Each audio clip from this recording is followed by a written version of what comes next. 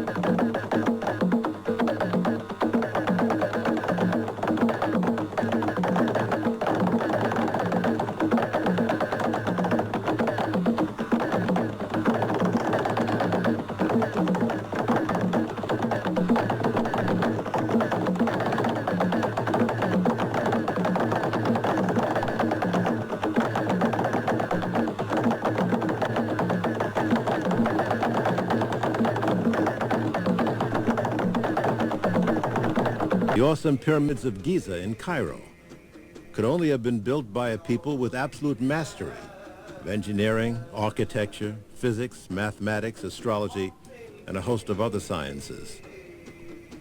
Down through time after their construction, scholars and scientists from around the world have come here to study not only the physical structures, but who built them, how they did it, and why.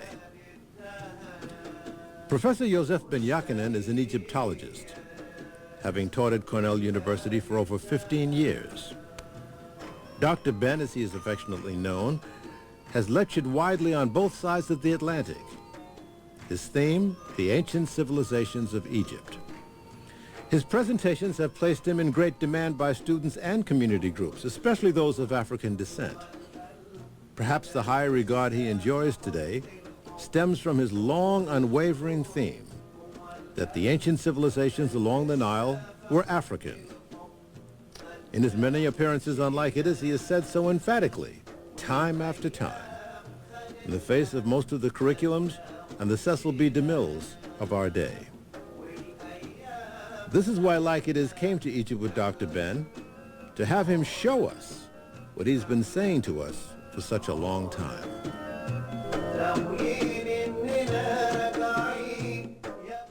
From the Nile's east bank to the west bank, our journey's first stop was at the wondrous pyramids of Giza. How big is this pyramid that we're on? Which pyramid are we on now? This is what we are the one of Khufu, which the Greeks called Cheops. This is 48 stories tall. About a story, let's say, from one floor to the next floor, 10 feet. So you got 48 times 10, 480 foot tall. Now, the metal you see on the top there, showing you where the end of the capstone was originally, before it was removed. So it will be fought. But then the building goes down into the ground. What you see there is the earth surface, earth level. But below there you got another 2 stories down, where you got cutways, walkways, tunnels, and so forth. And recent sounding, they have voids that they believe to be other rooms or whatever, chambers or so forth. Now, downstairs you have beautiful work, the friezes and so forth that tells various things that the average person knows see on the outside. But it's about 3.5 city blocks. 3 times 200 plus approximately 640 feet. Each leg is 3.5 city blocks. Roughly square. A square was 640 feet. You got about 2 million blocks in this building. About 2 million.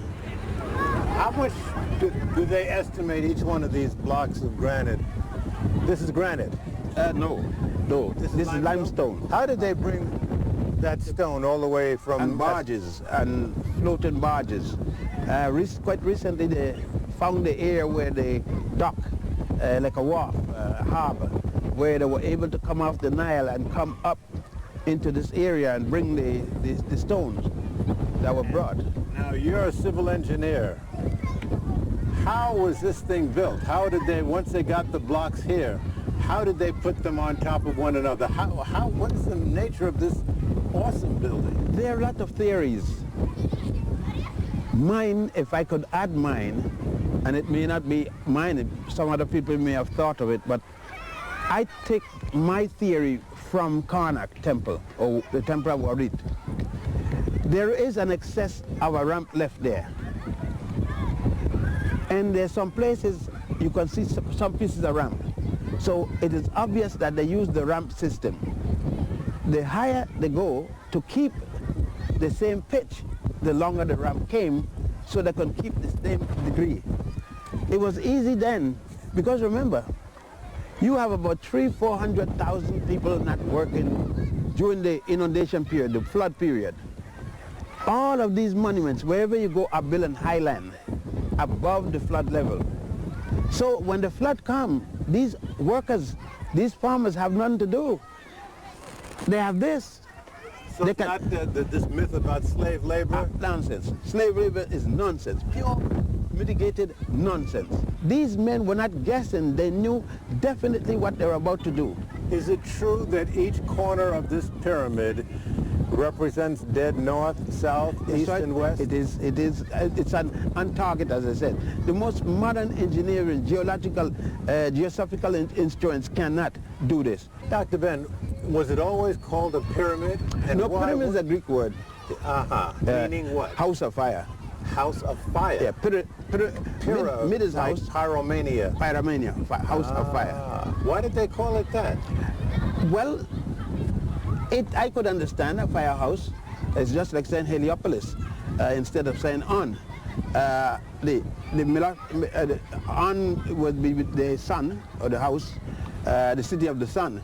Well, since the sun was symbolically, Ra, was symbolically the expression of the deity, of the god, then here, the Pharaoh was building a place where he could come in tune with Ra.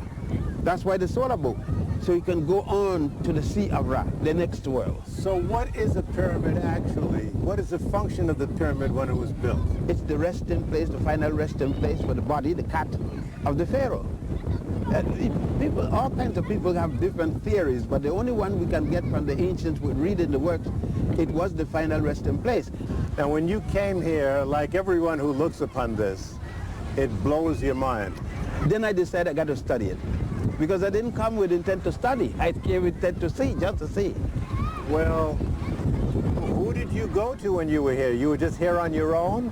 I was here on my own. Believe it, I had just married. The tradition, my father and mother pick out my wife. I had to marry by the culture. It was, I'm going to marry the girl, I marry her. She's pregnant, and my father said, look, you got to go, you don't have much time. We are going to take all the expenses for your wife, and we want you to come back before she delivers, so you must go, because it's not going to be much more time. I want you to go before I die. He wasn't going to die. He was a young man. The possibility of dying was remote at that time. But he felt that he wanted me to see this, because I had been always complaining of people saying that I came from a place where people eat people, that in Africa this, in Africa that the whole Nile Valley that I was boasting of was nothing. And so my father said, no, when you come back, you tell me who doesn't have civilization. Is it you or the European?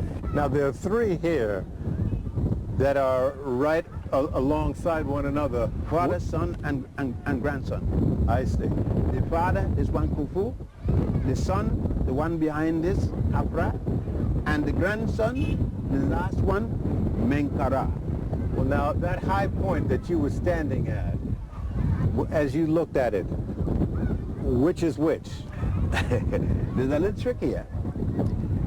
You can't build a pyramid older, bigger than your father's, or higher. So what Khafra did is build a pyramid smaller than his father's, but on higher ground. So it looks bigger. It looks bigger than his father's pyramid. So he didn't violate his father's instruction. But he did his damage anyway. He did the damage.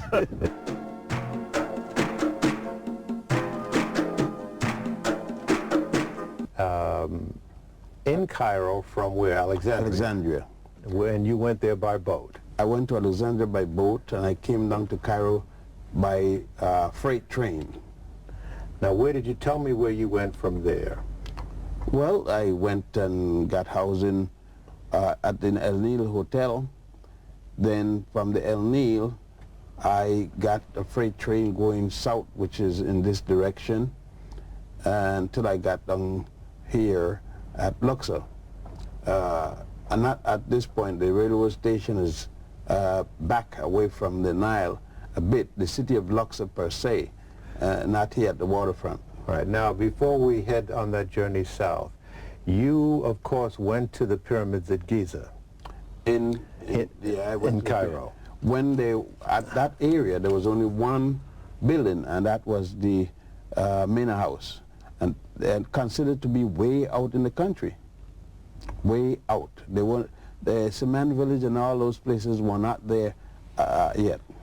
You went to the pyramids at Giza, and you were pretty much on your own, but you tried to join a group of students who were there with a professor from England. Is that true? Yes. Would you repeat that again? There was a professor by the name of Goodenough, and he had, I think it was 6 or 7 students. In those days, there was no school for Egyptology. You either was in a school for architecture, religion,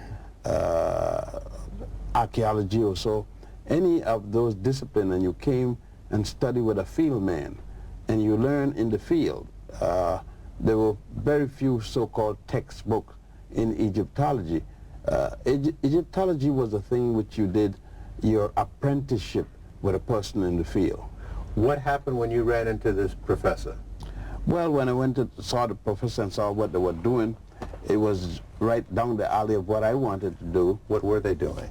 They were digging, they were examining and looking at the reliefs in the various buildings. I asked to join in with them. And I was honestly told that they were sorry that they didn't take people of my color, and the exact words. And I said, well, it would be nothing wrong I was doing. I was willing to compromise, and I wouldn't get into their way. And he finally said, well, all right, you could stay and go around what we do, but you can't sleep along with us. You would have to sleep away from us. Tell me some of the names that you were referred as. I was called Snow White.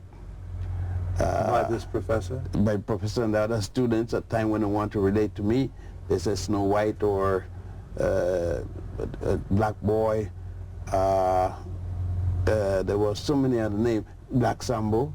And they would come out and say it whenever they felt like it. Sometimes they would say African, and that's supposed to be an insulting word. To call me an African, I was supposed to feel bad, but that one I was very happy. When they called me African, I was happy that day. Did you get into the Museum of Cairo at that time? No, because the Museum of Cairo, they wouldn't let me go in there. You didn't go in the Museum of Cairo looking like me. You actually couldn't go in there looking like me. Libraries? Did you go to a university? They were not open to me. So you were really on your own? Yes. Egypt under the British at that time was no different than Georgia or Mississippi in the United States to a black person.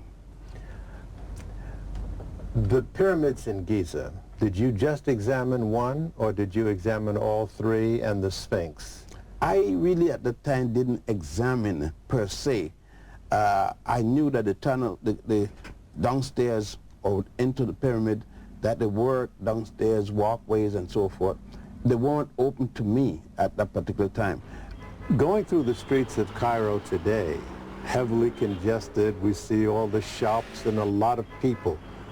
Was it pretty much like that in those days? No. Cairo got 16, 14, 15, whatever million people. I think in those days, Cairo may have had close to 1 million, if that much. It had quite a healthy sized city. But in 1939, I couldn't tell you the amount because I didn't have that leisure to look that close to the population. But I guess it was pretty close to 500,000 or something like that. All right, so you boarded this train and you headed south, and your first stop was Luxor, and then you went down to Aswan. Yes, the first stop was Luxor, and it took two and a half days to get down to Luxor. And then from there? And from there, I went, I heard there were quite a lot of things to see in the West Bank. I saw the East Bank, and then I could imagine what was on the West Bank. But I didn't have time to go to the West Bank because I wanted to go down as far as I could where the train went, and that was Aswan.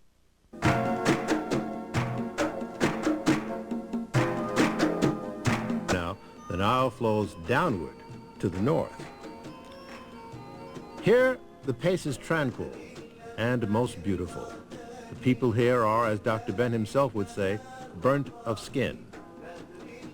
On the afternoon of our arrival on a sailboat called a felucca, Dr. Ben unfolded the story of the ancient civilizations of the Nile. According to a great high priest of ancient Egypt by the name of Hunefer, H-U-N-E-F-E-R, he wrote a papyrus. It's known as the Papyrus of Hunefer, the paper of Hunefer. He said, we came from the beginning of the Nile, where God happy dwells, at the foothill of the mountain of the moon. The mountain of the moon, there are two places in Egypt, in Africa named Mountain of the Moon. One is between Ethiopia or Kenya and Tanganyika, called Kilimanjaro, means Mountain of the Moon. The other is in Uganda, Rwenzori. It also means Mountain of the Moon. So when you look at it, there's two bodies of water that make up the Nile here. The Nile came down as a body of water from Ethiopia called the Blue Nile. The White Nile is a body of water from Uganda. Both of these bodies of waters meet in Khartoum in Sudan. They continue from further north from the south, and they meet another body of water out of the Ethiopian highland, and that's called the Atbara River. And in Atbara, Sudan, those other two bodies meet. Therefore, from then on to here and to the Mediterranean, which was called the Great Sea, that body of water, the Nile, has been the one that played the highway for a major civilization that started in Central East Africa and reached its zenith in this land. And so you're saying then that the people of Central Africa migrated north up along this river? Yes, I'm saying that the original high culture, where the people first start to make scratches, symbols, writing down, hieratic and so forth, finally develop into alphabetical presentations, mathematical signs, religious signs and symbols and so forth. They actually had their beginning in Central East Africa. All right, so there were several thousand years that encompassed this dynastic period that preceded the birth of Christ. If you deal with Manetho's figure, it would be from 4100 BC. 4,000 years. Yes, and to 30. Now if you deal with other figures like Marriott, Budge, Maspero, and others, they got varying period or varying dates for the beginning of the dynastic period. All right, now this is a long period of time. There were several kings or pharaohs and queens. A lot happened in this period. There were wars.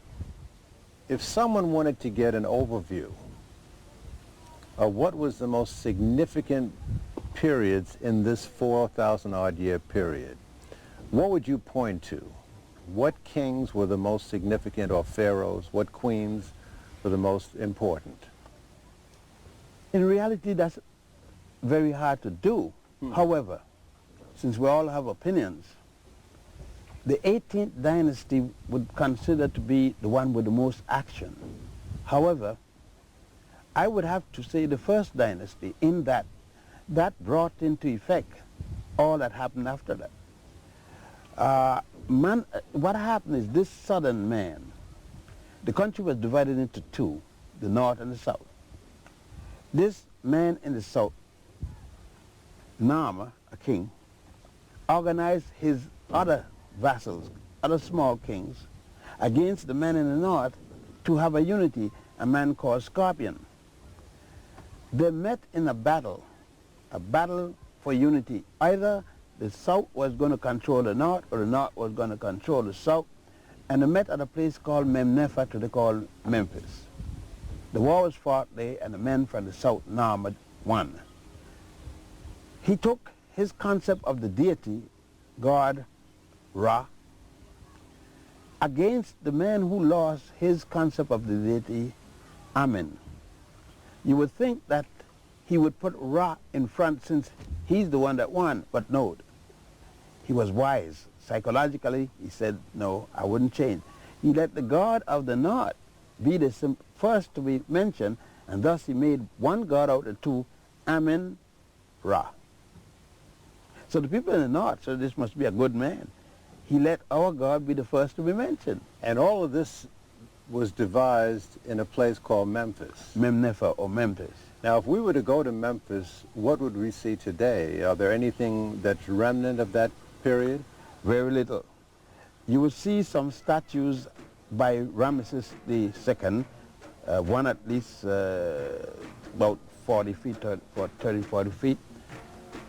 Two in the yard, general yard, one of them having come to Tennessee when the Ramesses exhibit had come there, another one almost as large, and some other smaller statues. But the main buildings of the Temple of God Ptah.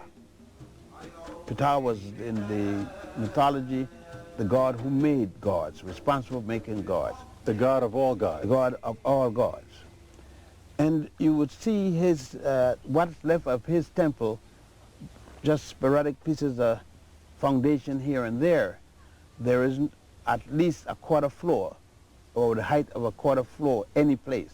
Was this done in Ramesses' lifetime? The statue, yes. It was. Yes. Did he order things like You this? know it is in his lifetime. Why? Why? Because he is standing on the left foot. Left foot forward. If he was standing this way, it would be, he's dead. He's dead when his feet are together. But he's standing this way, he's alive. Very near to Memphis is a place called Saqqara, where the world's first pyramid was built, although it was shaped somewhat differently. Dr. Ben showed us. Did the pharaoh design this pyramid and order its building, or did somebody else? No. As a matter of fact, he had no business at all with it. The idea came from his prime minister, who was also an architect. As a matter of fact, he was a multi-genius, the first one recorded in all of human history. You got to consider we're talking about 2800 BC. This man called Imhotep, or for short, Imhotep. He didn't want his pharaoh to be buried like other pharaohs. He thought his pharaoh should be buried in a much more glorious state than the wood burial place that they had prior. So he decided, when looking around, I could use this material. It lasts forever. And thus he said a stone, limestone, and said, I'm going to build it out of this. But they were building burial places out of this wood in a square. So he decided, well, look, I'll just use a stone or stones and the same procedure, and that will last. But when he was finished, he said, gee, it's going to last, but it looks like nothing. So he decided to put another layer on the top and recess them, set them back, and 6 of them set back, look something like wet cake. They become steps, and thus the term step pyramid.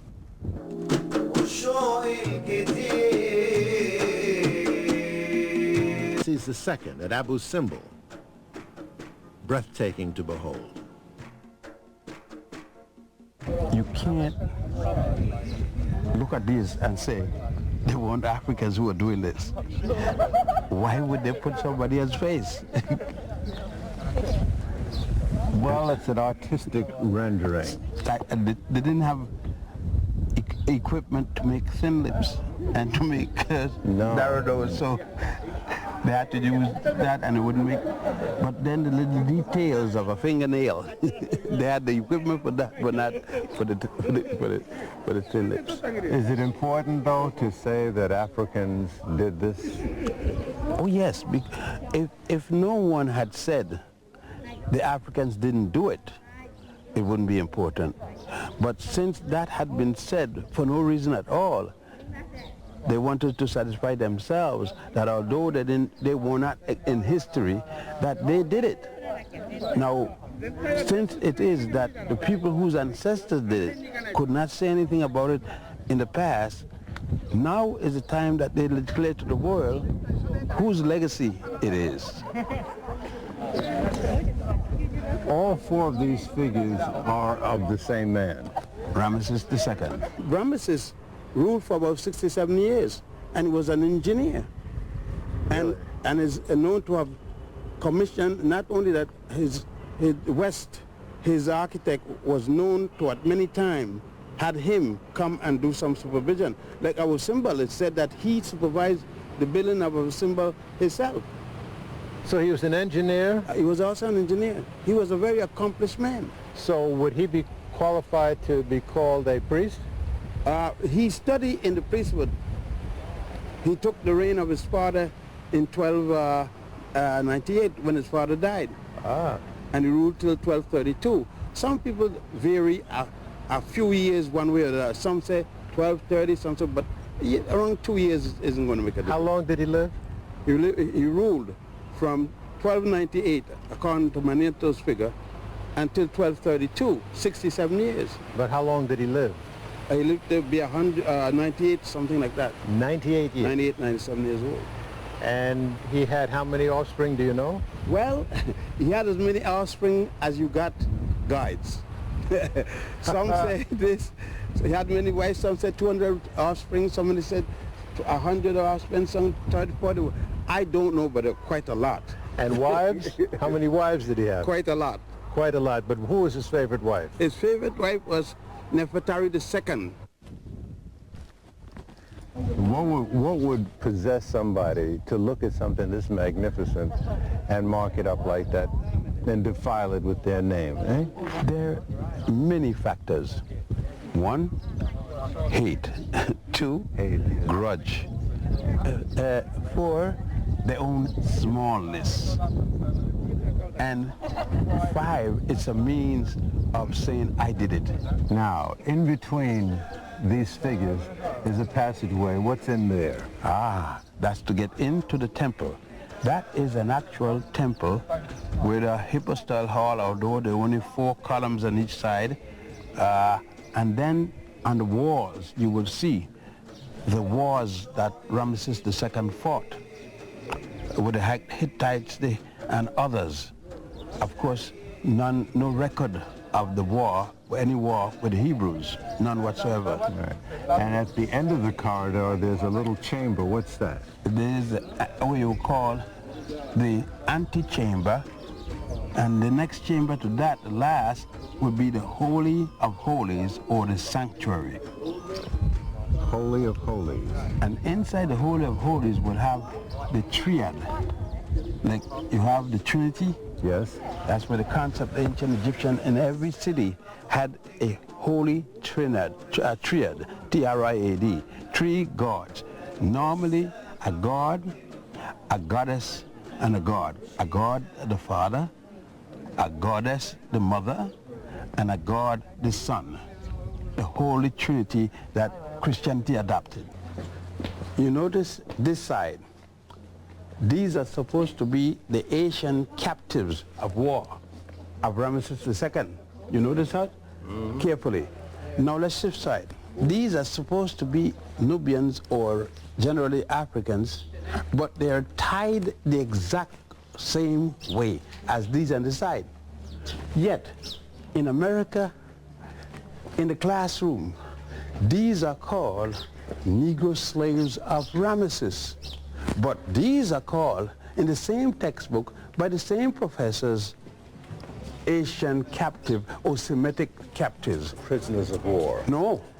Yes, prisoner of war here, but slaves there. Now, what made the difference? Go and see. I can't possibly imagine. All right, my brother.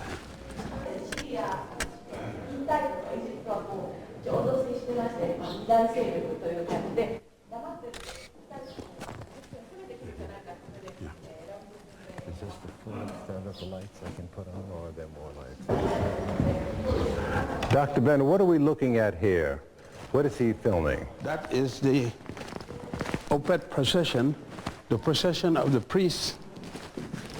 And after Ramesses come back from war and is victorious, it is the procession of the priests. Here is before God Ptah. He's in front, Ramesses is in front of God Ptah, appealing for long life. What are we looking at? The war of the Hittites against Egypt, Ramesses pursuing and fighting the Hittites. If you notice, the figures show you the strictly African characters. So that's him on top of the chariot. Him and his chariot. And he's driving them out. Yes, right. That's Ramesses slaying one of the enemies. And he wouldn't be slaying an ordinary soldier. He's slaying either the mayor or the king, but he wouldn't be shown slaying because his men killed the regular men. Who was he killing, though? The Hittites. The Hittites. Hittites. And who were the Hittites? The Hittites are people from Asia. All right. And there he is again. That's right. And notice. Waging war. That's right. Now, and there he is wearing a suit with a penis cup, by the way. That is to protect. Slaying his enemies. Slaying the enemies. As we left, Dr. Ben explained that this magnificent temple was originally located much closer to the Nile River and was recently moved. So they had to raise this 100 feet up and back 600 feet. 5 nations assigned their best engineers to move these temples to higher ground to avoid them being engulfed by the rising waters from the newly constructed Aswan Dam. The monuments could not be moved intact, so they were painstakingly cut into smaller blocks and reassembled at this present location. The rescue effort cost a then estimated $36 million and was hailed as an engineering miracle. And rightly so. But what then does one say of those who originally created all of this, some 3,287 years ago?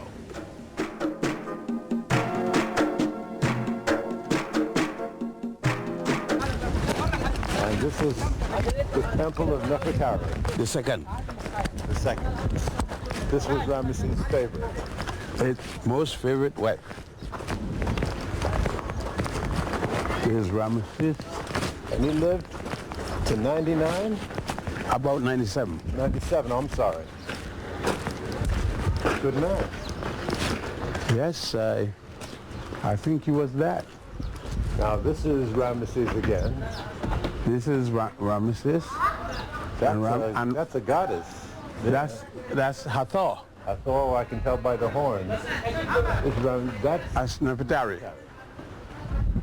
And see the graffiti there too. The mark of graffiti and them all over. It's typical of the behavior.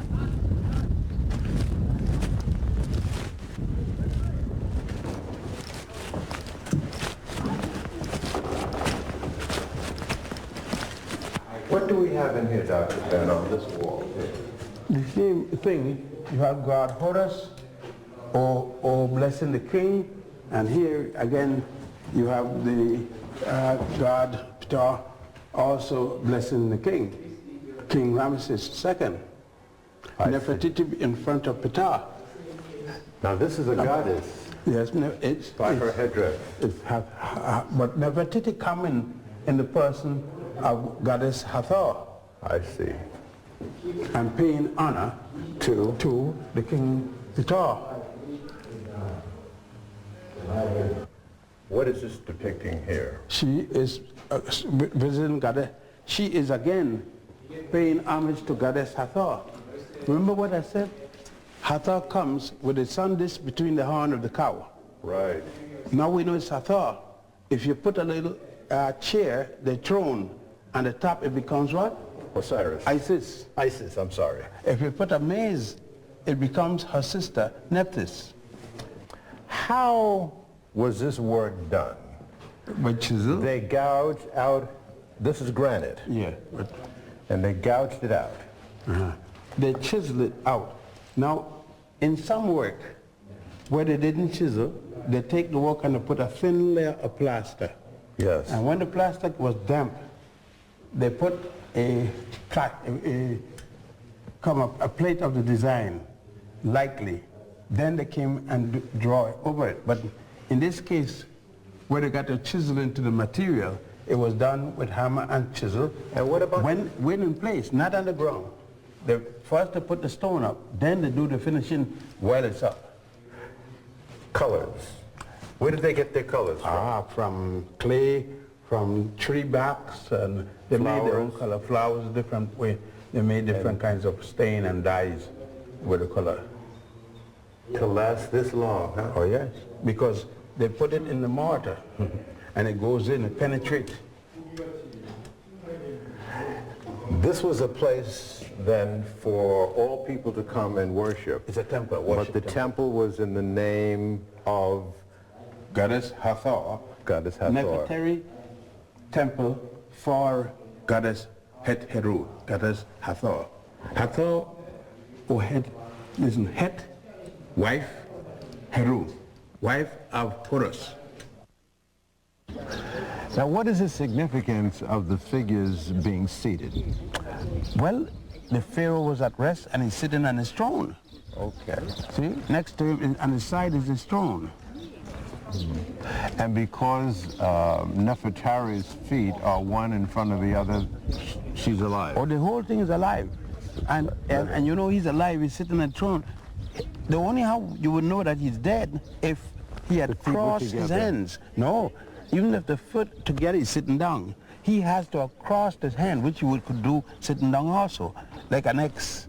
And then you will see the flail in one hand. Yes. And the crook, in the other. That means death. He's dead. But he's one of the pharaoh who in real life had a beard.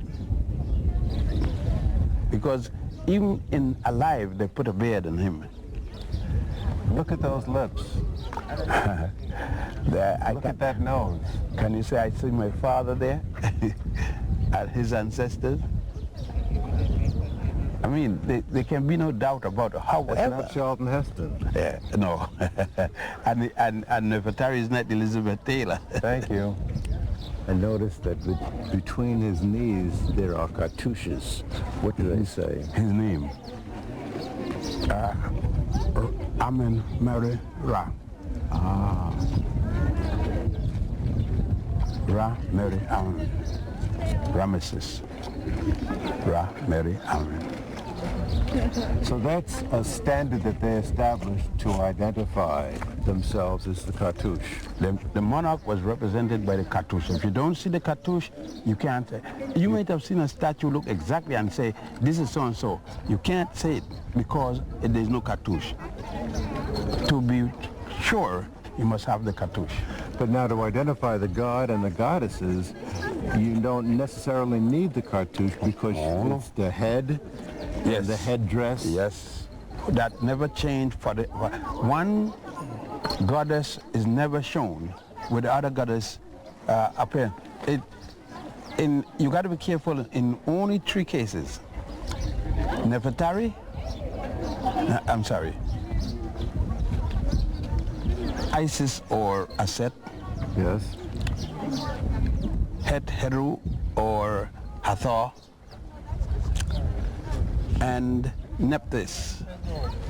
You got to be careful of them because they're represented with a cow's horns. All of them? And a disc within the cow horn. So how do you tell between? On top the disc, you have a little throne. That's Isis. Yes. Without the disc, yes. it's Hathor. And with a little maze, I saw it's that. Nephthys. I saw that, right. That's the way you tell one from the other. Because if you see it, with one, it's impossible to be. If you see the throne and the disc, it's impossible to be anybody else than Isis. So And just, if you just to keep you alert, they make do you that, huh? they make you look for that loan to see who it is. Another temple that had been rescued from the rising waters created by the dam, the temple at Philae. What god is this temple honoring? Maybe more so goddess. Goddess. Goddess, Aset or Ast, otherwise called Isis. Isis is the sister of her husband, god Asaru, Asar, otherwise called Osiris. When was this built and under whose dynastic reign? Well, the earliest period for this will go back to the Roman period, the Greek period. And the Greek period doesn't start any earlier than 332 BC because the Greeks came to Egypt as conquerors during 332, but it didn't start at that particular time. It is supposed to have been started during around 70 or so, before the Common Era. Before we get into more of the religious meaning, just architecturally, this whole alignment, the alignment of these columns is just magnificent. And it's just an architectural wonder unto itself. Did it have a ceiling? Was it covered? Yes, you could see some of the slabs there. It was all covered, but you would notice something else so that you could notice that this column over here isn't finished, isn't complete. Yes. That show you that all that beautiful thing you see, you notice that they're in different stages. They would bring the stone and put them in place. Then they would carve them. That's very important note. But you also would note that there's a difference in the typical ancient Egyptian column as against these. These have made transformation in the design. I see. And whereas you would see, these are multiplicity of design concepts in there, and as you go up, you see the difference in change. Here you notice the fluted part is very narrow. Yes. With 3 bands, 4 bands, whereas a little further up, take the third one, the fluted column is wider, the flute at wider in dimension. I see what you... Now, are all temples, including this one, basically the same in structure, that there's an ante-chamber and that goes back until you get to the Holy of Holies? Basically, they start out with a people's court, open, and then if it's a large temple, it will be other courts with different pylons, or that would be a pylon. There'll be inner pylons. Now, after that, there will be a hypostyle hall of column, or otherwise called a pillared hall. After that, there will be an ante-chamber, which would be prior to the Holy of Holies. Which is always at the end. Generally, the Holy of Holies is the last room to the east. Most of the worship temples are on the east bank. Most of the funerary temples are on the west bank. And the reason for that is Ra rises, God. Ra rises in the morning and comes up in the east. In the night, Ra goes to the next world, go to sleep, and go down in the west. These 2 major edifices here, there are figures that were there and they've been chipped away. Who was depicted here and who chipped them away and why? Well, the central figure in this, all of these is, in this particular temple, will be Goddess Isis. This is her temple. And when you look at this, you will see Goddess Isis and other gods, God Horus, which, by the way, is her son. But you're dealing with Horus, or Heru, as the proper name would be, at various periods of his life. You would see then various gods. You see there, Goddess Hathor, which became the surrogate mother of god Haru. So the story is going to give you, from here, you will see other phases of this when you go to other temples. When we go inside, we will see that the early Christians set their cross, and they're going to put them on columns and on the walls. They set their various instruments for worship, like altar and so forth. You mean they commandeered this temple for their own uses? Right. They considered heathen and pagan, but they used the same heathen and pagan temple for their own church. This is the purification rites, or baptism. You see the water, symbolically the water, comprises of the ankh, yes, and the was scepter. Both things together, intermittently. Ankh, was scepter, as the water. See, they're hanging down there at the bottom? Mm-hmm. And this Who is being baptized? The Pharaoh. Now, as we go back in here now, that is the altar that the Christians use. The original altar that the ancient Egyptian used, that has gone. But it was in that room that was known as the Holy of Holies. Holy of Holies, or the sanctuary. And that was only the high priest. In a sense, then, that was violated. Oh yes, oh yes. That is the most sacred part of the temple. Our tour was now in full stride as we left Aswan and headed north, that's down the Nile, toward the city of Luxor with all its many important temples, as you will see in our next special edition. For a You in all the time that the ankh comes from the cross, not at all. There is an ankh, and there is a cross. Ankh there, and a cross to your left, and up. They mean two different things, have always meant two different things. Never has one been the other. Outside the main temple are lesser temples.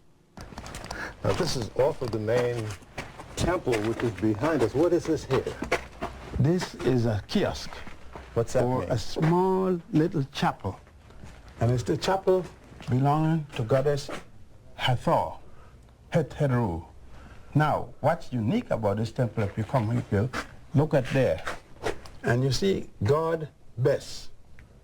This was originally the original god of the Nile, god of the life, because the life was life source. Now you see Bes playing every instrument there is. The harp, which you thought was a European instrument. Here is God Bless playing the tambourine. Yeah. Here is God Bless playing the flute and like an oboe. Here is over there playing in the form of a monkey, playing what Farouk called the electric guitar. Here is it. Look at like any electric. Here he is playing a bassoon. Here, you see what I mean? He's playing all the major instruments that you thought were European. Why you say that? I knew this a long time ago. Yeah, but I just want to refresh your memory. The back of this lesser temple looks out on a lake created by the building of a dam, which would have engulfed the temple had it not been disassembled and moved to this higher ground. These are the remnants that they took out from that old site. Yes. And sooner or later they're going to be restored somewhere here. Oh, here. Mm-hmm. These remnants are going here. Build this temple here. They got 5,000 another island, which they will also bring here as money come available. You know something? What I noticed here, there's some colors there. Yes. Of red and blue. Right. Right towards the top. And the back, yes. You mean to tell Some of me the that they original. were that brilliant blue color? And remember now, Right up here towards the top of this? Yes. And remember that some down by the low roof there too. Yeah. And remember, and some here, different places. But remember, this was mostly underwater all year round. We boarded a launch across the Nile to meet our bus to go to Luxor. We saw a hotel that was in business during British rule. Dr. Ben was barred from staying here at that time. And then we were on our way to historic Luxor, with stops along the way at two important temples laden with information, as you will see.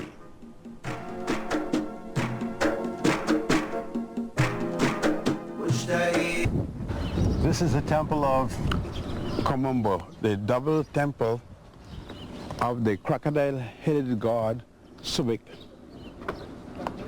and the falcon-headed god Haroes. When was this built and who built it? This was originally a temple before the Roman period and the Greek period. However, when the Greeks came as conquerors, they ordered a temple be built here, and this also called the Greek period, and that was done by the Ptolemies. Is this the same concept in all the temples that you go back into different? Yes and no. Yes and no. The open court, the hypostyle hall, the antechamber, and the Holy of Holies, but this is a double temple. What you have on one side, you also have on the other side. So you have two Holy of Holies in this temple. I see. Now I see Horus. And this is a good shot of the baptism, isn't it? Yes.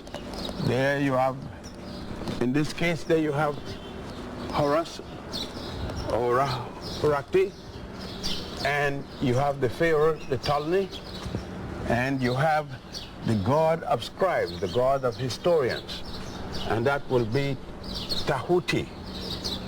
The Greeks call him Thoth. Are these original colors here? Oh, those are some of the originals. That goes back to the original. Boy, this must have been just gorgeous. Oh, yes. Oh, yes. This is the purification rites, or baptism of the Pharaoh. This is the god Tahuti, sometimes called Thoth if you're using from the Greek way. He is holding the jar, the goblet, with the holy water, and on the opposite side is Haroes holding another. They're pouring the holy water over the Pharaoh. Which Pharaoh? This is Ptolemy 11th, or Ptolemy 12th. You notice that the holy water is made up of Ankh and was scepter. Ankh was scepter, Ankh was scepter. The Ankh is the key of life, the symbol of the key of life. The was scepter is the highest authority of the king. So baptism didn't take place when you were an infant? Oh no. Well, baptism goes back for thousands of years, long before the story of Jesus and John the Baptist. But contrary to the way we've been taught to think of baptism, it took place when you were grown. Oh yes. Now what's it the next? The next is the preparation of the coronation scene with the putting of the crown on the Pharaoh's head. And here you have the god Nit and goddess putting the goddesses, Nith another one, putting the crown on the king's head. And Horus, witness it. Horus is carrying the was scepter. You remember you just saw the was scepter in the thing? This is the highest authority, the was scepter. And you can see that's Horus because it's the head of the falcon. He's carrying the head of the falcon on the head, on the disc of god Ra on the head. And here you have Goddess Hathor and the Queen Cleopatra. This is Cleopatra. Cleopatra. One of the better image of her that you would see. It's not too much like Liz Taylor, though. Oh no, not at all. And the hair. Not at all. That is actually, you could see coarse here, curl up, and then here is God Horus again. Over on the right, Yes. Haroes in this case. Dr. Ben, what is this? This is an ancient calendar of the times when they was based upon the lunar calendar. If you would notice, it is based upon the moon and then the sun. For instance, 1, 2, 3, 4, 4 and 4 is 8, the month, 8th month. This would be 2, 4, 5, the 5th month. The 4th, see, 4th, 5th, 6th, 7th, 8th, 9th, 10th month. See, the 11th month, and so forth. So that you know what year it was, what month. Did they have the 365 day? 365 and a quarter day, corrected each 4th year. But they had a 13-month calendar. There was 12 months of 30 days each, and 1 month of 5 days.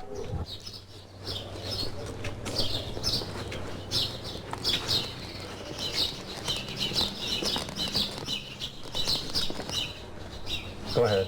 Here is another scene. This is very important because it shows the pharaoh paying homage to goddess Isis, or goddess Aset, sitting on a bird chair. What do you mean? Bird chair? What do you mean? This is how deliveries were made from a stool like that? Right. And if you notice her breast, that it's full. Yes. Full of lactation for when she has a baby. And notice again that the stomach is large, yes, showing that she is pregnant. But equally, you notice they were prepared just in the event that she had any trouble. Here is the surgical instrument. If she had running into trouble. All these surgical scissors? Scissors, the knives, the scalpel. The scalpel up here. Up there, you have those little things that they use to retractors and everything like that. Isn't that something? Those were old instruments. And here is the man, Imhotep, who used to be the great Saqqara, the step pyramid. That's right. And look at this, where you used to wash the hand to keep. You see, they said that Pasteur, and Madame Curie and all of them started thinking about cleanliness. This is way back there. One had to wash one hand before one committed surgery.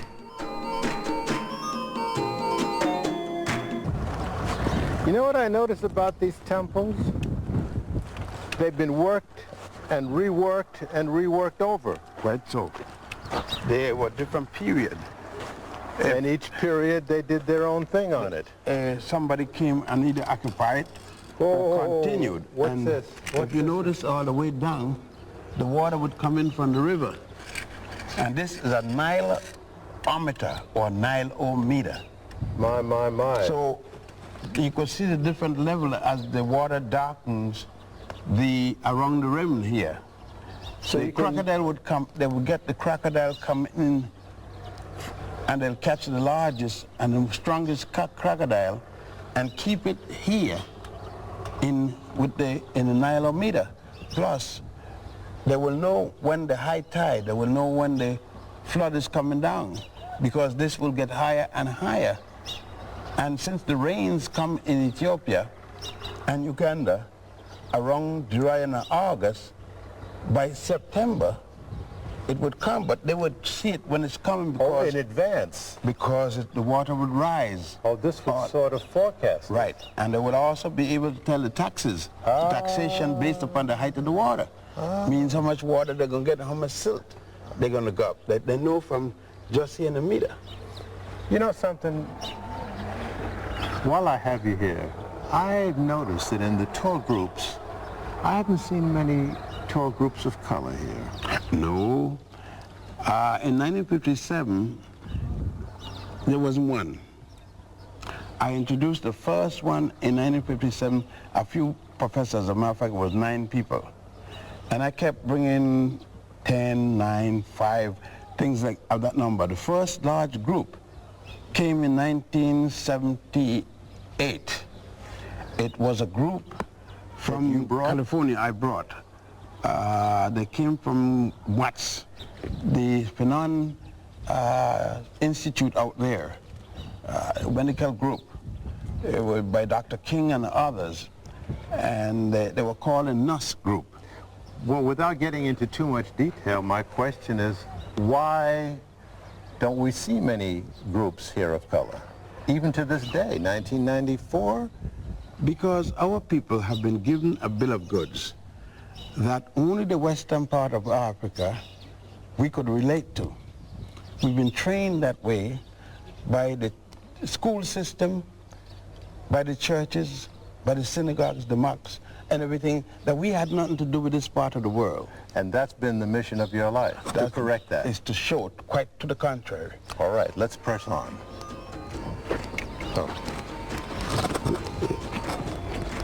Our next stop was at the huge temple at Edfu. This is the big one. It's the biggest singular temple except for Karnak. Warit. Because Warit is a series of temple within a temple. How many pharaohs added and were involved with this temple? 8. 8? That's all? That's all. Ramesses had his hand in here. Oh yes, everywhere. There's no place that he didn't have a hand. All right, so there is The Pharaoh. Horus? The Pharaoh. Hathor? Pharaoh breathing Horus. Yep. So you got it down, Horus. That's Horus. Listen, don't Got it mess with down the pat. kid. I know now. Yes. You beat me up enough, I know.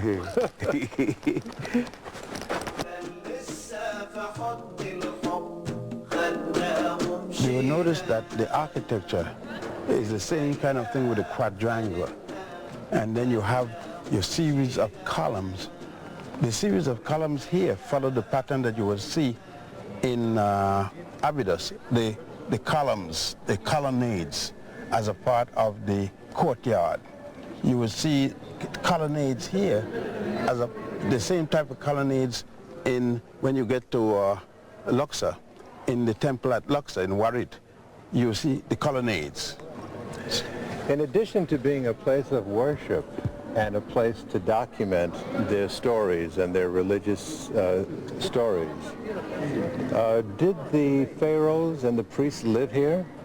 They live next to the palaces where they were going to be buried. What do you mean palaces? The king's palace was where the burial place would be, more than where the worship. They never lived where the worship temples were. Why haven't we seen any of the palaces? They don't survive? We haven't been to a mortuary palace yet.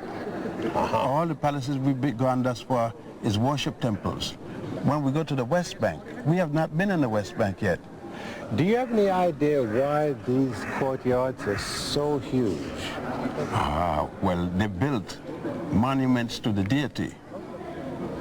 They were building to the deity, and they built large, colossal thing to the deity, saying to the deity, I pay tribute to you. Now, how did they get up there to do the inscribing up on the edifices there? Well, that was easy. They built scaffold. That was easy. When they get up to there, they would build a scaffold, and they had ramps. What we are looking here is a dramatization of the story of Horus revenging the murder of his father by his uncle. You would notice that he harpoons the hippopotamus representing his father, because he's a god and you can't show a god being killed. So this hippopotamus is the symbol of the bad god, which is his uncle, Set Typhon. And what do we have over here? He turns up the animal, hippopotamus, but they continue the struggle with the bad god, the hippopotamus. There it is, see? And he harpoons him. All right. Continue down, and as you see, the different gods and goddesses in the story. They're assisting him. Because remember, they're killing the evil god. This was a treacherous murder. It's a treacherous murder. He had killed his uncle 2 times. This is the second time. First, he hanged his uncle. The second time, he had hung him again, but cut him up into 14 pieces. The one piece that was missing because it had been eaten by the Nile catfish, but that we will see elsewhere. Here they are being greeted. See the ladies hitting the tambourine? He is greeted coming in here, and he has already killed Horus. Now here, over here to the left, is the hippopotamus. much bigger now. Much bigger. And here, but one thing I want to bring to your attention, he kills him with a harpoon. Yes. Yet they told us in school that the Swedes invented the harpoon. They know Sweden when this story is. They know Sweden when they made this temple. And yet we have a harpoon. So somebody had a harpoon long before the Swedes had it.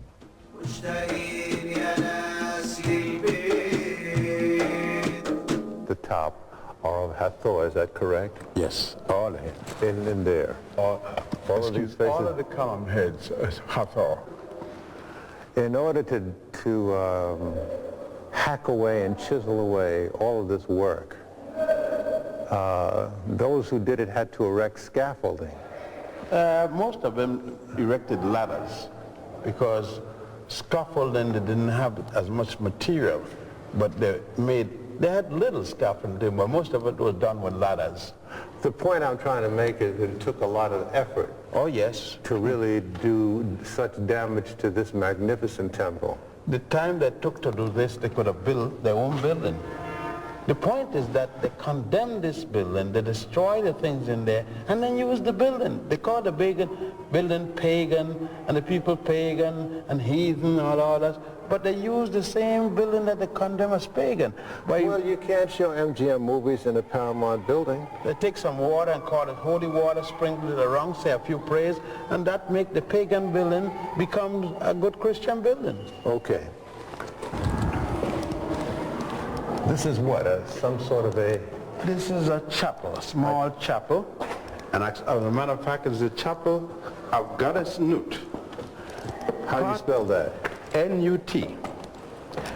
Pronounced Nut. Some people write it N-O-U-T. And what is the significance of this? The ceiling? If you look, you would notice Goddess Nut's head here, her hands hanging down there, her body comes this way, her foot goes down, and then you see the sun, God Ra, comes as the sun with all its rays, and the rays coming from her, the sun comes out of her vagina, and the rays go over Goddess Hathor.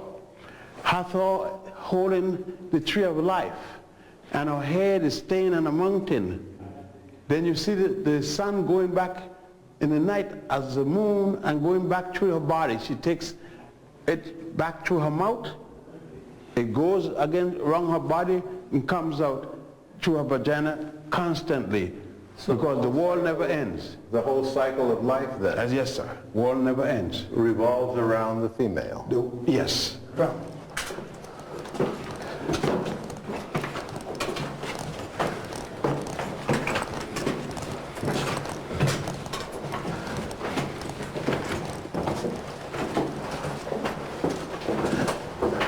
Out now. Oh boy.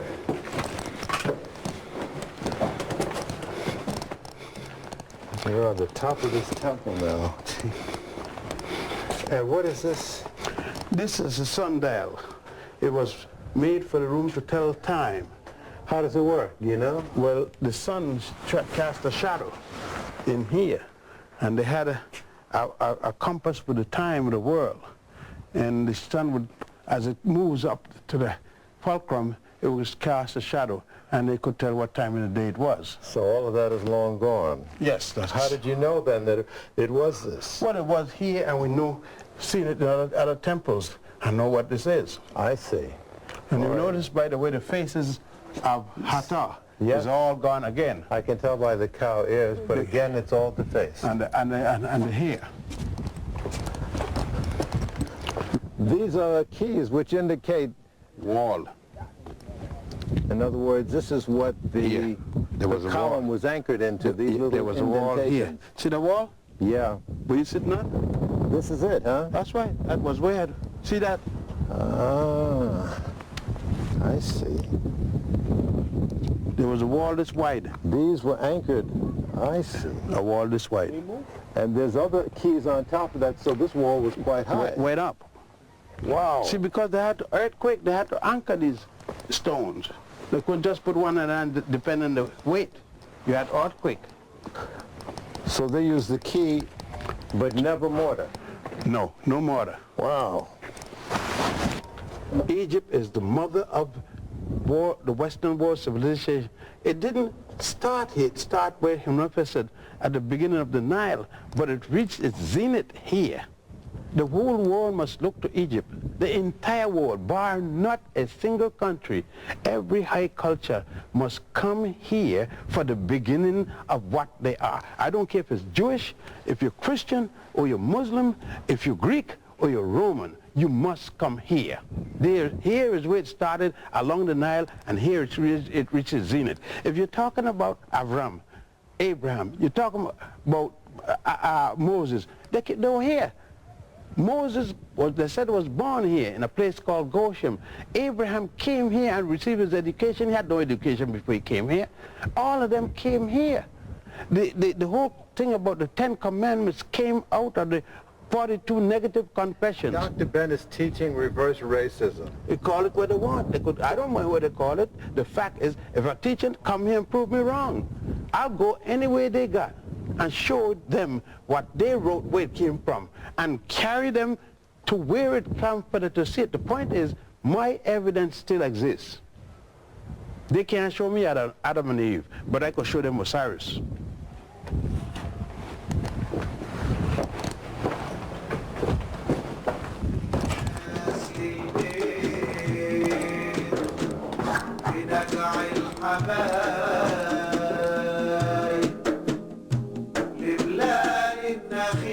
Luxor, and set out across the Nile for the Valley of the Kings on the west bank. We passed through a small village and got a different kind of visual treat. It was market day. We got a chance to look at the everyday folk of today's Egypt.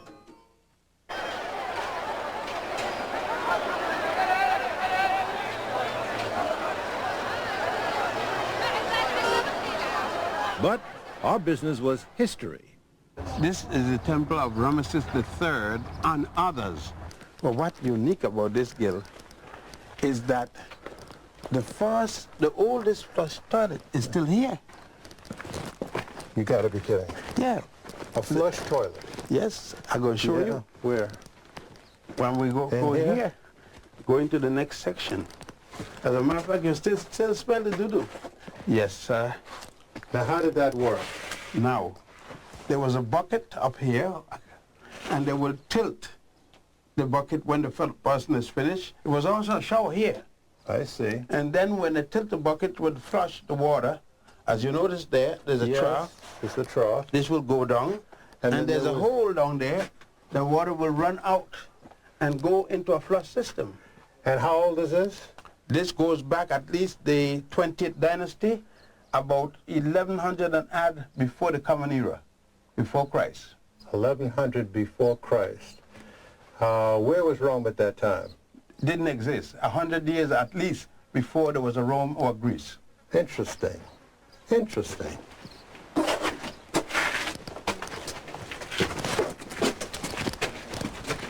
Now this is a side of the temple, Dr. Ben, but boy, is this dug out deep. Why? They did that to avoid destruction by the people who came and defaced temples. So they make this very deep. Even the attempt to deface it, in terms of this, that was done. By the way you got your hand, you just touch a scene from the Nile. See the different type of Here fish. there's a duck chasing the fish. That's right, and you can see the different types. I see. A mullet, a snapper, and so forth. But this was really designed to frustrate anybody who wanted to Deface the property. In other words, they had experienced it already. Oh yes, he's come now in the 20th dynasty, Ramesses III. Ramesses He's in the 20th dynasty, and he's had at least all the way from the temples going back to the 17th dynasty always been So defaced. most of the figures in this temple then are cut deep like this? Oh yes, oh yes. Okay, well then let's go inside the courtyard again.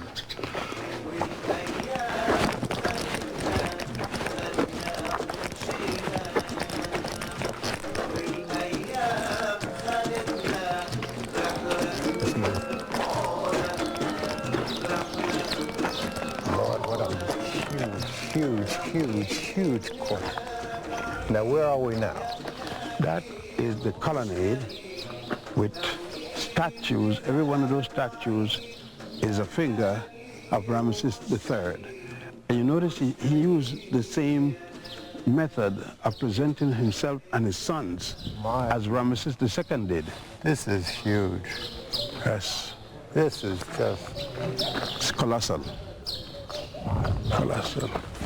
And when you consider, it goes all the way back in the Gill. How long did it take to do this, and where did they get the stones from? Well, All local the way back in stone. Aswan? No, the marble, where you use marble, that came from Aswan. Where you use the limestone, it came from the local quarries. Now, what would this courtyard be used for? The multitudes, the common people would come here, as they're called? The common people come, and the priests, Gather here? and the priests address them. Right. But could the masses go any further inside? No, they'll stop here. Now, on the right here, on this wall, which is just off this huge courtyard, the faces look, they don't look African on the right here. Those are ancient people. Are these the invaders? These are the invaders. As a matter of fact, And they're bearing arms. yeah, but they're not the invaders in this particular case because Ramesses went to Asia and fought them. They had invaded before. They're forced back, and now Ramesses pursued them, so that they are fighting now an Asian territory. All right, but now as you move further to the left, you see that they're actually meeting in combat here. But One then has a sword. you notice that the distinct difference in features. Well, as you move to the left, Right. yes. You then see where the two combatants meet together, you see one is an Asian and one is an African. You see African with long pleated hair. You notice the face, the see the facial, lips and the nose everything. and the lips, so you got no doubt. Yeah, and they're wrestling there. And they're wrestling, they're fighting. But some are falling, others I are see. standing up. The battle is going on. The Africans fighting for Egypt and the Asians fighting for Persia. What is the significance of looking at this? The significance for me in this particular case is to show that there were Africans and the Egyptians were fighting as Africans and they fought people as Asians.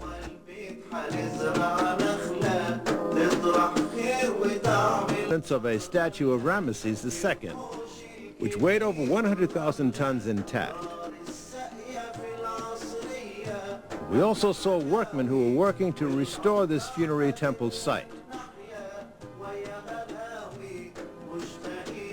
This funerary temple was where Ramesses II's corpse was prepared for burial. And Dr. Ben also showed us some Roman arches that weren't built by Romans.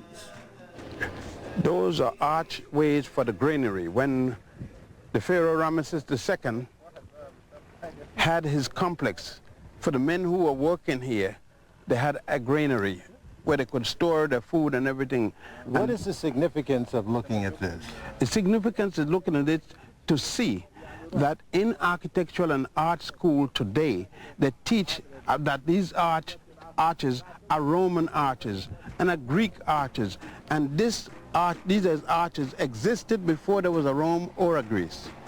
Ramesses died in 1232 BC, and Rome or Greece wasn't built until at least 1000 BC. And then Dr. Ben threw us a curve.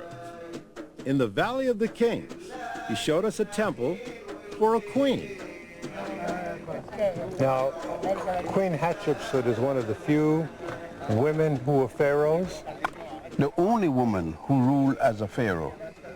Other women ruled as queen, but she's the only woman to rule as a queen and a king simultaneously She claimed she was not born of an ordinary person, but she was the daughter of a god and a goddess. And that gave her the right to rule as a king and as a queen. What god did she worship? Did she recognize Ra? Yes, Amun-Ra, everyone. The only person who did not worship Ra per se was Akhenaten, but everybody did. Amun-Ra, she said, was her father. One of the wonders of this Temple of Hatshepsut is where it was selected, because it's in sort of a cove, isn't it? It is right up against the mountain. If you went inside, you will find that it goes into the mountain. This is the hypostyle hall of the chapel. The chapel is in that door where you can't go in. You used to be able to go in, but you can't go in anymore. So all of this was enclosed at one time? Oh, yes. It had a ceiling? Oh, yes, and had a ceiling. It's like a hypostyle hall. I see. And you notice the ramp up. It ramps up. Yes, yes, yes. It goes high. It goes high up to the... High up. It went right in there. Right.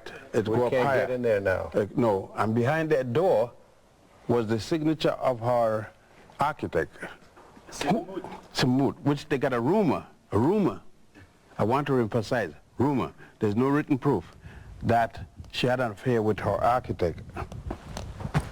Holy of Holies is in the back? Well, no, if you could use as a shrine, there's no Holy of Holies.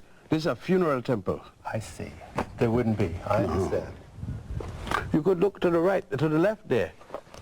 You will see, and then and every one of these columns you see the Hathoric head, and all four sides. Who is this up here Where? on the next level? That's her husband, Thutmose II. That's Thutmose. You see, her father, you got to know a little history about her, how great she was. When the Hyksos were here, that's the first foreign conquerors of Egypt. She stood up to them? They came from Asia, around the Oxus River. They came and destroyed the 13th dynasty and started the 14th. By the time of the 17th dynasty, people here, kings from here, a man by the name of Amus I, got mad and organized the forces against the Hyksos. To drive them out? To drive them out. He got killed on the battlefield, and his son, Thutmose I, took over. Continued the fight? Continued the struggle. He got killed on the battlefield. His daughter, who took after him, took over above the second because he was too young. She took over the battle and pursued the Hyksos. That daughter would be Hatshepsut. Hatshepsut. Makare Hatshepsut. She was a rough lady. She was a strong woman. She brought women in the government in certain positions, but she did not allow women to interfere with the priesthood, to go into the priesthood. They developed their own system called the priestess, but they were not allowed to participate with the men. Yes. A Nubian queen, plus the fact, Gill, she started what is today called women liberation. Oh yeah, brother. Today we call women's liberation movement. She had done it thousands of years before. Amen. That's what I like. Two tombs here that are known of, perhaps the best known of which is the all but vacant tomb of Tutankhamun, best known because the boy pharaoh's tomb was discovered intact in the early 1900s. Egyptians working under an Englishman named Howard Carter came, quite by accident, upon a few steps leading downward, this in November of 1922. Carter was contacted and he ordered the digging to continue. They found the tomb of King Tut, a sensational find. The treasures of this tomb were brought out into daylight for the first time in thousands of years. Works of solid gold, alabaster, and other precious minerals, fashioned into exquisite works, intended not for the eyes of the living, but to accompany the young king on his journey to the afterlife. Then Dr. Ben and I took a look at the tomb of Ramesses IV. If you look at the ceiling, Gill, you see there are different examples from the papyrus, the various papyri you see, like the papyrus of Ani and so forth. And the wall quotations from the various holy books. Goddess Ma'at to recite the 42 admonitions to her, otherwise called the negative confessions. From which came 10 of them is called the 10 Commandments. Moses is supposed to have gotten it on Mount Sinai, but I don't know how he could get that when it was already been taught to everyone in Egypt at the education center at Luxor. Luxor was then called Set. The Greeks came and changed that name to Thebes. The Arabs came and changed it to Luxor. What we're not looking at, though, is the architectural achievement. This passageway and this whole tomb is cut into the side of a mountain. It's cut into the side of a mountain, and then it is smoothed, then it is carved, and then painted into the beautiful colors you see here. Wait, they had to know what they were doing as far as tolerance? They are the architects and engineers. This wasn't haphazard guesswork. And what is this, what is this, the tomb actual? Sarcophagus, and where the body was put into, hermetically sealed. That's the big one, and there was a smaller one inside of that big one. So plus the wrappings that the body was in and kept the body for thousands of years. And this is the tomb of Ramesses IV. Ramesses IV, one of the Ramesside kings. The Valley of the Kings looks down on a flatlands area that is almost level with the Nile River. And in this area stands the huge colossus of the pharaoh Amenhotep III. This pharaoh sired a son who would have a major impact on the religious concepts of succeeding civilizations, because this son, Amenhotep IV, also known as Akhenaten, formulated the concept of one supreme god, known as monotheism. These gigantic colossus were carved out of a single piece of sandstone. Dr. Ben and his accompanying guide talked to me about these colossus. Why are these colossus so far away from the Valley of the Kings? Yes, they were in front of the temple, the funerary temple. At that time being 18th dynasty, they have been constructed temples so far to mislead the grave robbers. Tell me something. Do you ever have the feeling that they haven't found all the tombs? They found the 62 of one period, but there are other pharaohs missing of other periods. And nobody knows where they're buried? No, they could be anywhere in Egypt because... digging in Egypt by luck, by chance, like Howard Carter has been discovered, King Tut by luck. But sheer luck. As a matter of fact, it was Sheikh Abdul Rahman, his father was the one that found the tomb, and Howard Carter get the credit. The credit, yes. Is it true what they're saying, that Howard Carter turned out to be a grave robber himself? All of them. That he kept some of it for himself? All of them kept for themselves. And they sold to museums, and they kept for themselves and they sold to museums. But they blamed the people who were equally robbing the tombs. But when they robbed the tombs, they didn't keep the monument, the artifacts to themselves. Somebody got it, and they don't have it, so somebody got it. Dr. Ben told us that most tombs and funerary temples, where the bodies are readied for burial, were located on the west bank of the Nile because the sun sets in the west. On the east bank were the temples of worship for the living, such as those directly opposite the Valley of the Kings, one of which is the largest worship temple ever built. Just wait till you see it. It's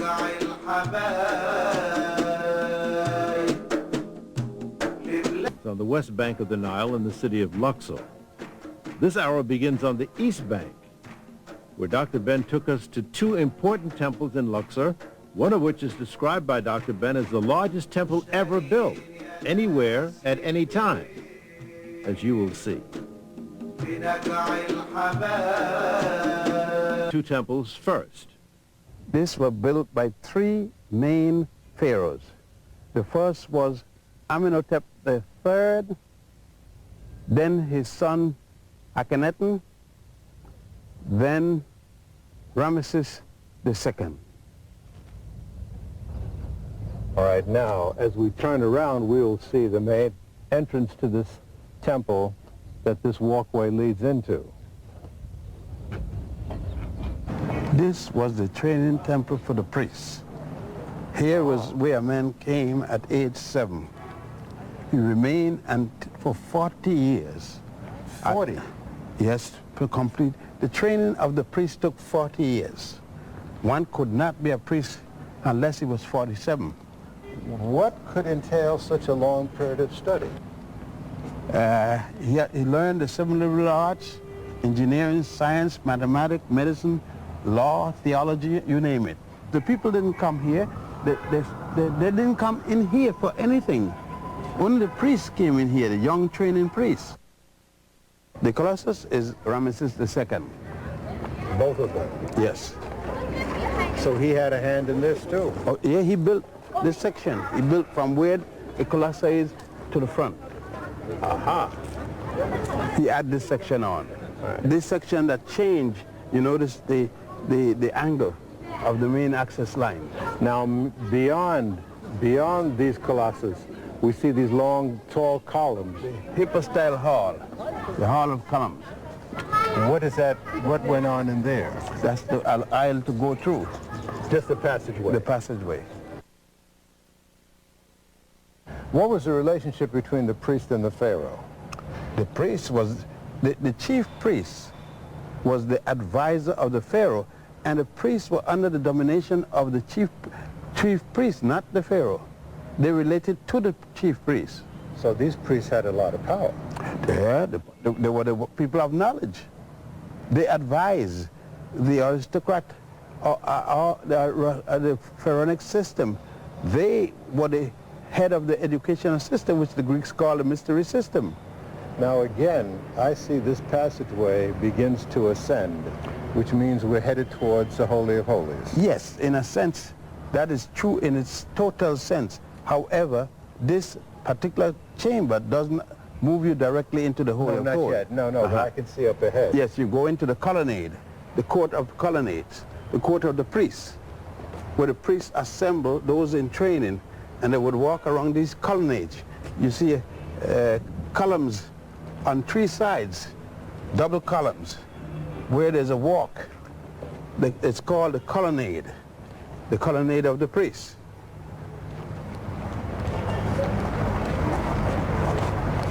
Now these columns are fluted. These are fluted papyrus column, as you see in front of you. Yes. This is a Holy of Holies. When the early Christians came in and occupied this, they painted scenes from the Christian religion. Look at on the wall. Some of them are still remaining. You can see some of the scenes. But I can see some of the scenes, yes. Right. On all over. They painted this also. And they did it over the original... Oh, yes. Yes. I see. You could see some of it is gone now, and they painted over the originals. When we start to enter here, you see certain quote-unquote Gothic arches with the early Christian used. They took, look at that piece of column where it's upside down. Look at the foot, the legs. They didn't worry even how they put it. That's upside down. They used the stone from another temple. What about this concave entranceway here? Who built that? That was done during the Roman time. They tried to make the imitation of what the Romans had developed by this time. And they put that there. What the Africans had developed by this time? But what the Africans had developed, they added to it. I see. When we left the Luxor Temple, Dr. Ben and I walked down a long avenue of sphinxes with ram's heads that once connected the Luxor Temple to the awesome temple of Karnak. So huge and beautiful it's difficult to describe. It is a temple that started way back in the 12th dynasty. Under which pharaoh? They are not certain. However, it was resumed. Work was resumed on it in the 18th dynasty by Amenhotep III.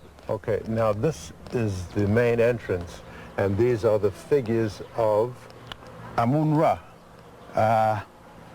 in the form of a ram's head, a lion body. Standing between the two paws is God Amun-Re. And this is the main entrance, my God. It's the main pylon. As you notice, these stone, the pylon, this thing was even touched good. Because you see the rough stone, see? There was rough stone all over, see? Now, this is done this side more than that side. But even so, there's hardly any work done comparatively, because they had to smooth out this temple here. And why? Because the work, you place the stone in place first, then you do the finished work. And they never got to do that? They never got to do it. Okay. I mean, it'll take another century for them to finish this temple.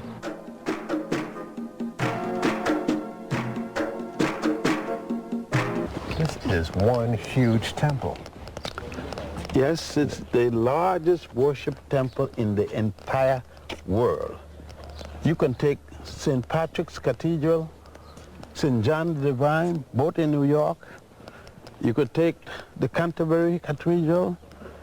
You could take the St. Peter's Cathedral in Rome. All of them, and put them together and run almost the Indy 500 and still get room. See, look, as far as your eye can see. Now, what is this? This is the first courtyard. This is the first courtyard. That was the mud ramp that as They you carried the rocks up to as you go up, you lengthen the ramp. And you can build, you carry up the rocks up there. Could it be then that this is the same way the pyramids were made? Exactly. The construction to build very high, they did it by ramps. You keep the same angle, so as you go higher, you lengthen the ramp. That you keep the same angle. Okay, now let's talk about some of these figures. There's a huge column here. What is that? These columns were built by Tihaka, the pharaoh that came here from Ethiopia, one of the Ethiopian pharaohs. I see. Now, guarding the entranceway, there are two statues, and they represent death.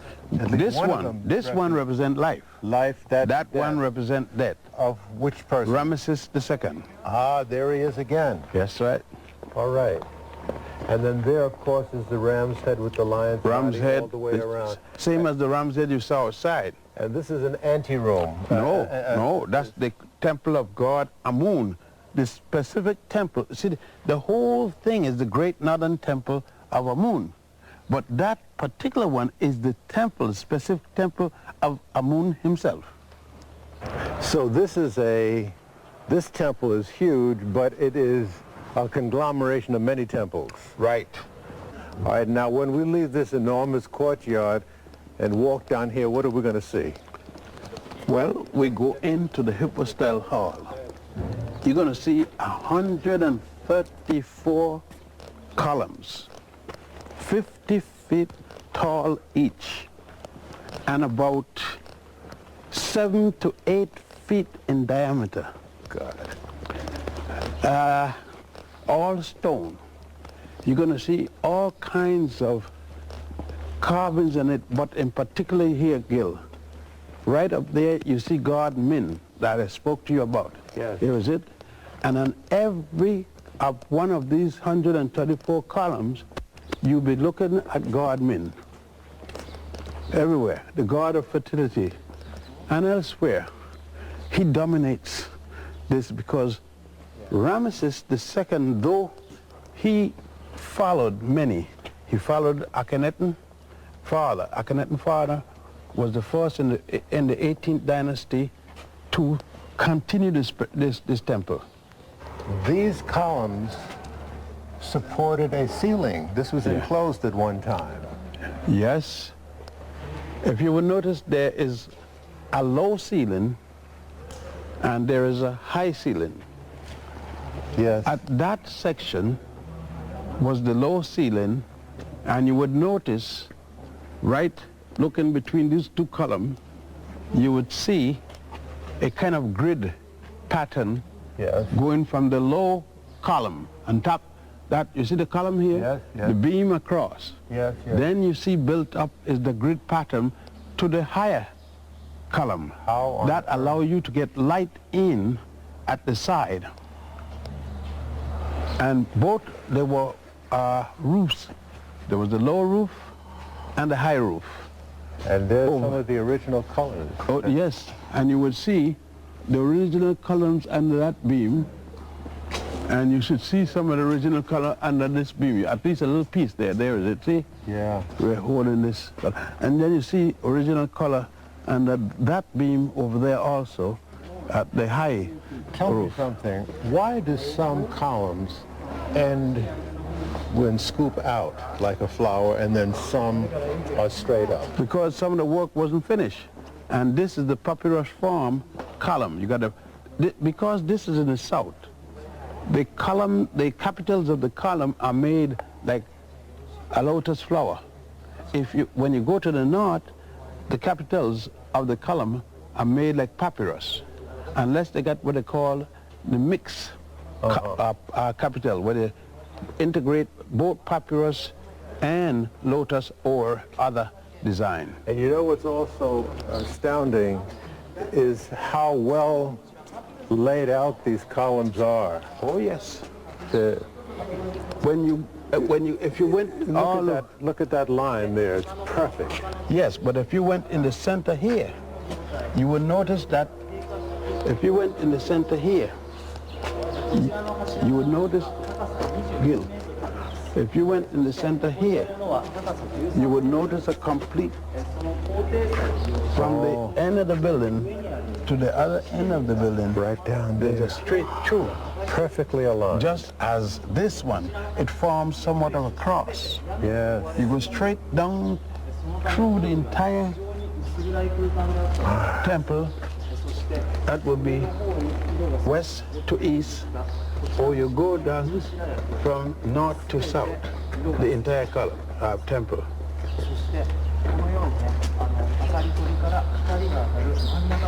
Amazing. Just amazing. This is about 6 stories tall. Well, 50 feet, 5 feet per 10 foot is a floor. From floor to floor is 10 feet, and that's one floor. You got 50 feet, that's 5 floors. 5 floors. 5 stories. 5 stories. No mortar. No mortar. If you notice there's a good example of the original column, the face there. There's no mortar. The joints are perfectly as if they were sanded. When we were at the Ramesses, we were looking at one of the bases. Yes. And there was a little hole. A key. And that's a key. A key. And that was used to anchor. That was to anchor the stone. Just in the event of hurricane, earthquake, that if it even shake, it would move. It would act as if it was one solid piece. So you're looking at master engineers, master architect. Oh yes. Master craftsmen, of their period, and up to today they would be masters. And a magnificent religion, religious philosophy of peace. These were the founders of religious theosophy used today by Judaism, Christianity, and Islam. They have not gone beyond it. They're still using the fundamentals that were established along the Nile and best expressed here in this temple. Yes. In addition to the religious theology that was embodied here, there's just a sense of peace and tranquility that is absolutely overwhelming.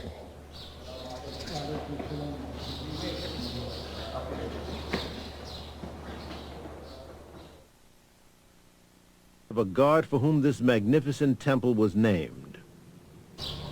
That is a relief of god Amun-Re, holding an ankh in his left hand. The ankh is the symbol of the key of life, and in his right hand he has the highest symbol of office, the was scepter. In front of him is Ramesses II, the pharaoh, giving him a gift of something to drink.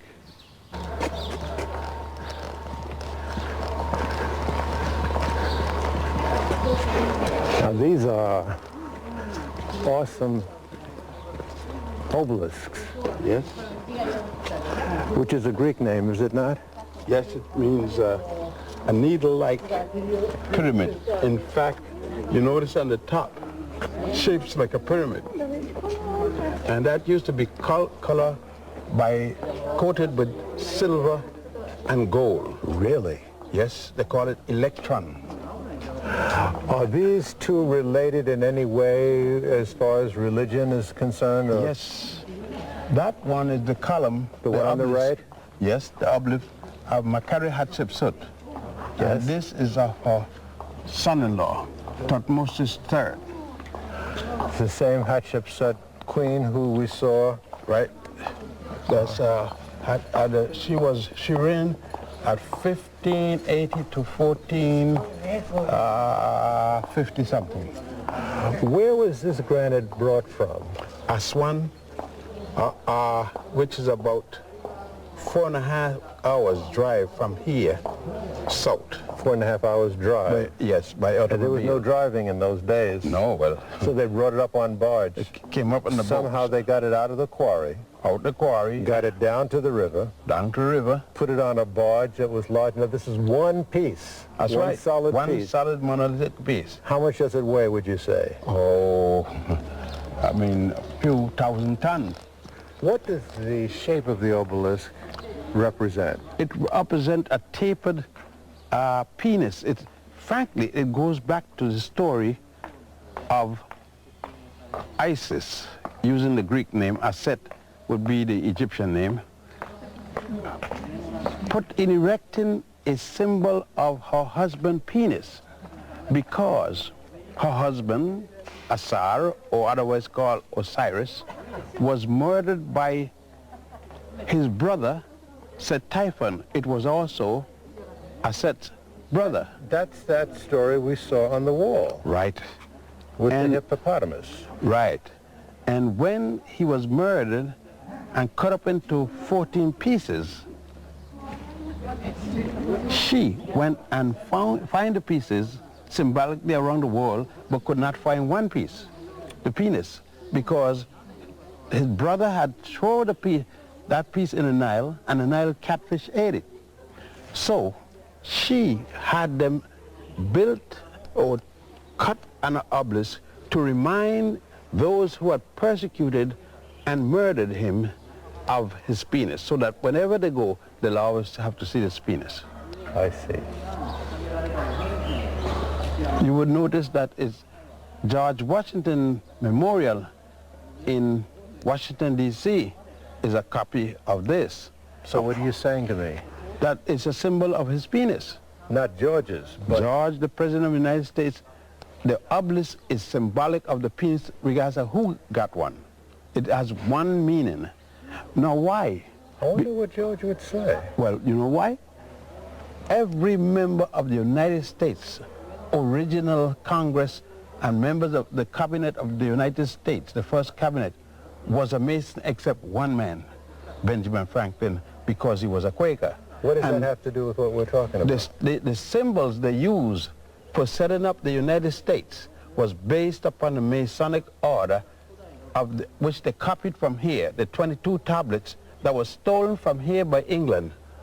They used those tablets and used, take for instance... And is the pyramid included in some, yes. the obelisk? The pyramid and the money, like you said it. And the obelisk? The obelisk, the ever-seen eye, which they call some funny name for it. The pyramid, the sunburst, is symbolic of God Amun-Ra and Ra. The goddess Ma'at at the Supreme Court building, with a scale, only that the scale with Mahat is level. The scale in the United States is up and down, not just this, but just this, not just this, Okay. and so on. Chamber here that we are in. What are these two figures here, Dr. Ben? Well, the figure on your left is Tutankhamun, and the figure on your right is his wife, the daughter of Akhenaten. She was the fifth daughter of Akhenaten of Tutankhamun. How can you tell this was King Tut? Well, in this case, because I happen to know the question of the statue, although there is no cartouche for me to follow at this particular point, but at one time there was a cartouche on the body. So even though he was a teenager, he had a wife? Oh, yes. He was married to, Akhenaten married him to his daughter before he mounted the throne. Just a quick word about features. Full lips, apparently wide nose. It was Was this an artistic concept, or is this an approximation of how the man looked? The artist must have been running through this country, because that concept is going on a lot of statues. Okie dokie. Now what's this? I This see that is the Holy of walkway Holies. goes up, You so notice it that must be... the flow started to ramp up. And as soon as the flow started to ramp up, you start to question yourself, I am going to the Holy of Holies. This is a place that you don't believe in going into. I do not go into holies. I pay the reverence as I would not go into a modern synagogue, a modern church, a modern mosque in the Holy of Holies. I show it the respect. You wouldn't walk on the altar of certain churches. No, sir. This is the No, equivalent. sir. I don't have to pray like the people who it belonged to, but I show them the respect.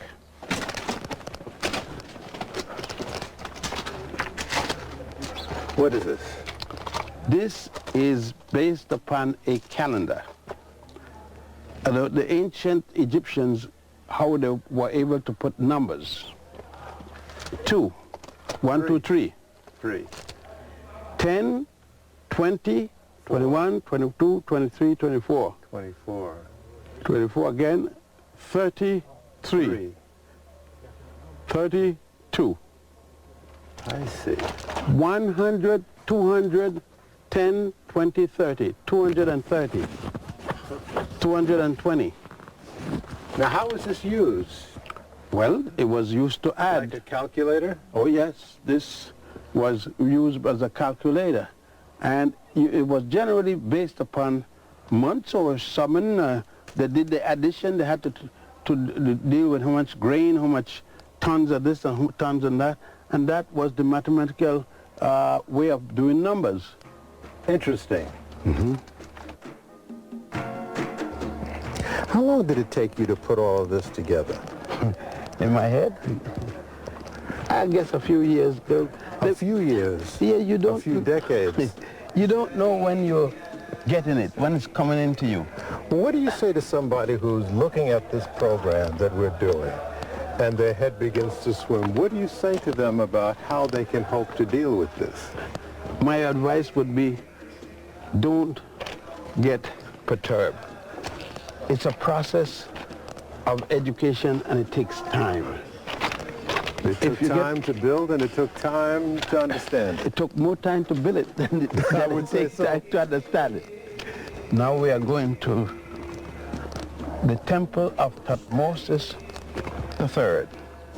Yeah, Ahu. What? The painting of Jesus. Oh. And Joseph and Mary. The Christians use this temple.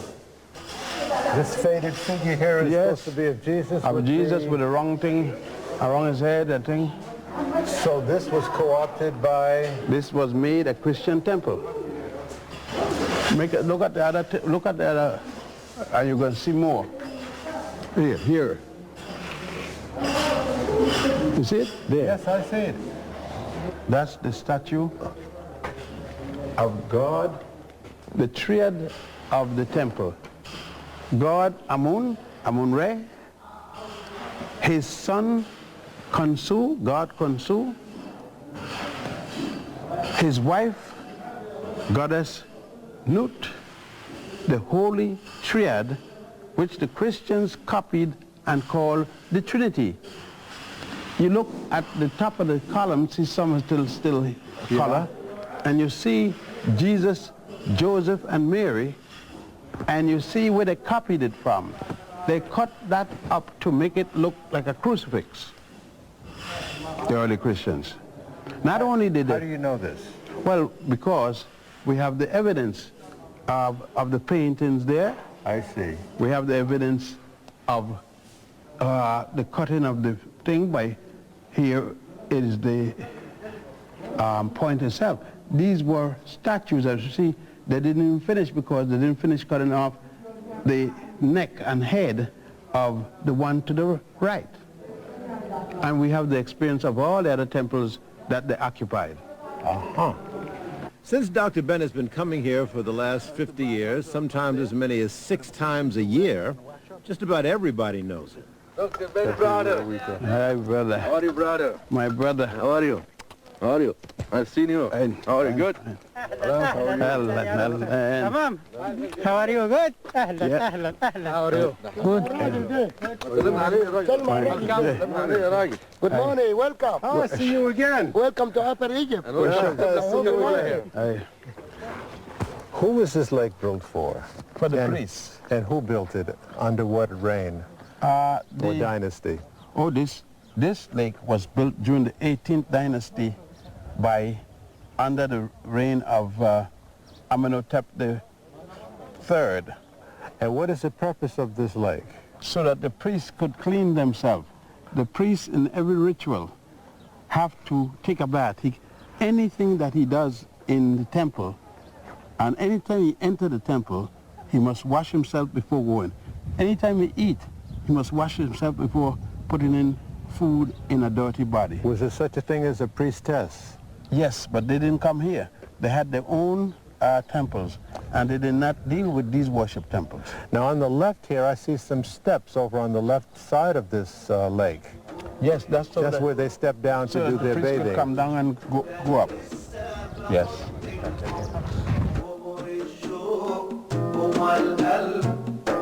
Let's ride north to see 2 temples. En route, there was some time to sort out and digest all that this man, Dr. Ben, had shown us. It took almost 2 hours to reach our first site, the temple at Abydos. But look, I know she had to fall. I know it will happen. Yes. Hello, hello, hello.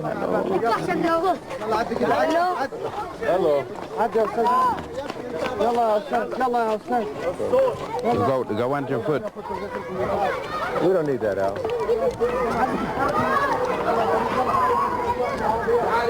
42 steps. Yeah? Yeah, you could count 42 risers.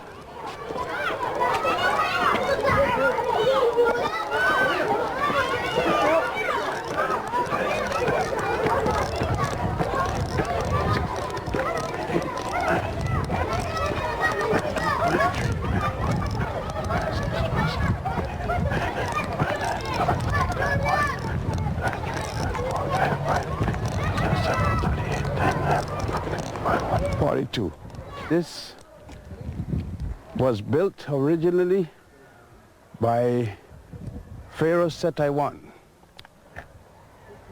It was extended by his son, Ramesses II. What you are seeing here, this section was built by Ramesses II, and then There's that name again. everywhere, you're going to see him everywhere. There is Ramesses showing you his father also and himself and the god Osiris. This was just a place of worship for him.